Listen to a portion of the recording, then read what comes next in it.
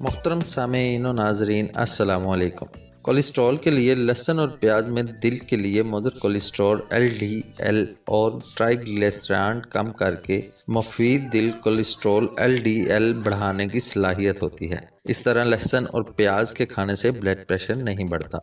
ان سے جسم کے امراض سے لڑنے کی صلاحیت بھی بڑھتی ہے اور یہ بہترین اینٹی بائیوٹک ثابت ہوتے ہیں۔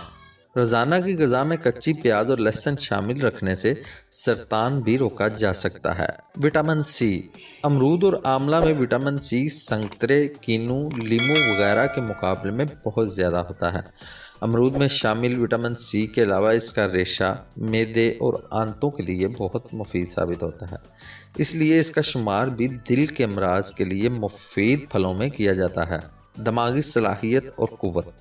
بادام میووں کا بادشاہ ہے۔ اس میں کیلشیم، لازمی فیٹی ایسڈ اور نیوٹرو کیمیکلز بھرپور مقدار میں ہوتے ہیں جو دماغی صلاحیت اور قوت کو قائم رکھتے ہیں، عضلات کو مضبوط بناتے ہیں اور عمر کو بڑھاتے ہیں۔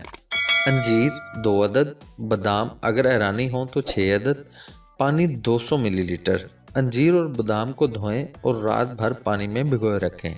انجیروں کو باریک کاٹ لیں، بادام چھیل کر ایک طرف رکھ دیں۔ 200 ملی لیٹر پانی ایک برتن میں ابالیں۔ جب پانی کھولنا شروع ہو تو بھگوئی ہوئی انجیر اسی میں پانی سمیت ڈال دیں جس میں بھگویا گیا تھا۔ برتن کو ڈھک دیں اور چولہا بند کر دیں۔ شربت کو ایک پیالی میں انڈیلیں۔ کسی مٹھاس کی ضرورت نہیں ہے، بادام چباتے ہوئے مزیدار شربت نوش کریں۔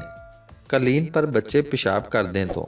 قالین پر پیشاب کا دھبا بہت برا لگتا ہے، دوسرے یہ کہ بو بھی آتی ہے۔ بچے پیشاب کریں تو فوراً گیلا اسفنج یا کپڑا لے کر 2-3 دفعہ صاف کر لیں، اس طرح قالین پر دھبا نہیں پڑے گا۔ بعد میں کمرے میں تھوڑا سا پرفیوم چھڑک دیں۔ خواتین و حضرات، اگر آپ کو ہماری یہ ویڈیو پسند آئی ہے تو پلیز اس کو لائک کریں اور اس کو اپنے دوستوں کے ساتھ بھی شیئر کریں، اور اگر ابھی تک آپ نے ہمارے چینل کو سبسکرائب نہیں کیا تو اس طرح کے مزید اچھے گھریلو ٹوٹکے جاننے کے لیے ہمارے چینل کو بھی سبسکرائب کریں۔ بہت شکریہ۔ اللہ حافظ۔